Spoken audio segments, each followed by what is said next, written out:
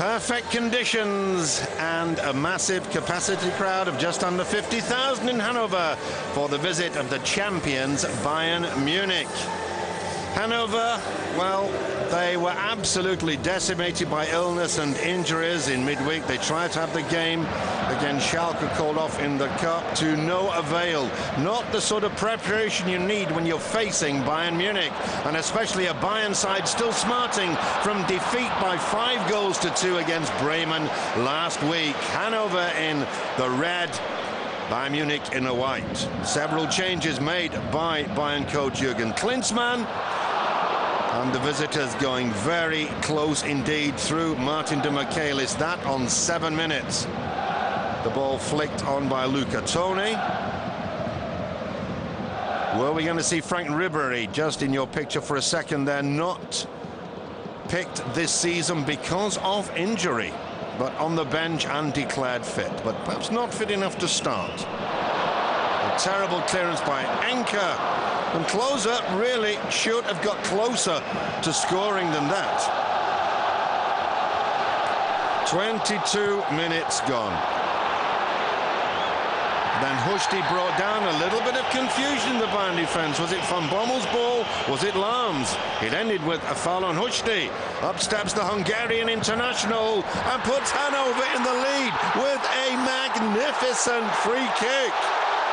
His third goal of the season.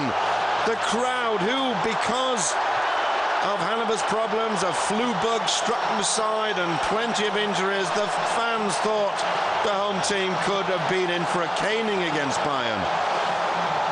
But this wonderful goal by Hushti suddenly had them thinking about a possible upset. Could Rensing have got something on it? The Bayern goalie, the successor to Kahn? That remains conjecture. But a Hannover side were suddenly filled with heart. Balic, a lovely run. And this time Rensing producing all his class to stop Forsell doubling Hannover's lead. Created space beautifully at the expense of Breno, but stopped by the goalkeeper. On half-time. Great effort fired in by Massimo Oddo, brought on as a sub because of injury to Lell. After only 12 minutes, close but not close enough. At half-time, Joachim Löw, the German national team coach, in the stadium, shielding his eyes from the bright sunshine. And after the break, Ribery brought on. Could he turn things around? The man who was player of the year last year. Sosa clipping it over and onto the head of Breno, but no problem at all for Robert Enke, Germany's #1 goalie at the moment. 54 minutes gone, and then Luca Toni showing his class. Klose couldn't get close enough. Enke needed 2 bites of the cherry to secure that one.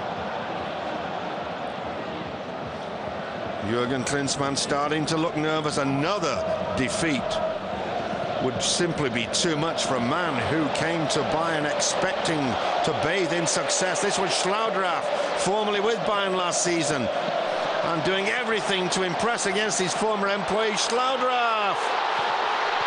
And the ball thundered against the crossbar by Forsell, but Hushti was completely free. There he is in your picture. And once again, look at Hushti at the bottom of the screen. A little chip, and it would have been goal number 2. Schlaudraff didn't know that. Forsell could still have chipped it over. He didn't. Still 1-0 for Hannover. Could they hold out? Surely the flu bug was going to take its toll in terms of fitness, but they gritted their teeth, did Hannover. It wasn't pretty stuff. Then a controversial scene, Schlaudraff through the middle, Breno pushes him over with his left arm, surely a penalty. No, says referee Knut Kircher. In slow motion, it does look like a clear penalty. Dieter Hecking, of course, the Hannover coach agrees, but the referee allowed play to continue in the dying seconds of the game.